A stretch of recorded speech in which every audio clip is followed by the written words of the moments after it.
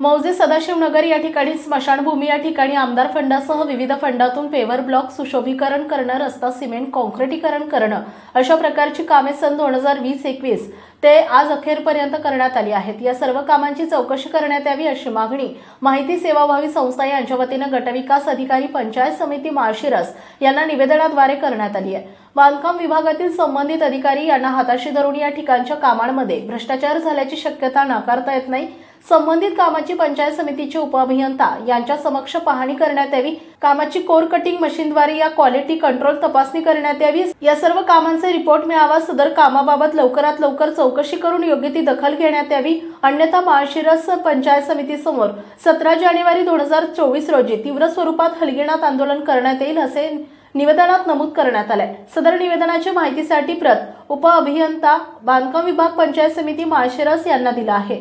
Bureau report, Jansatta Marathi news, Malshiras.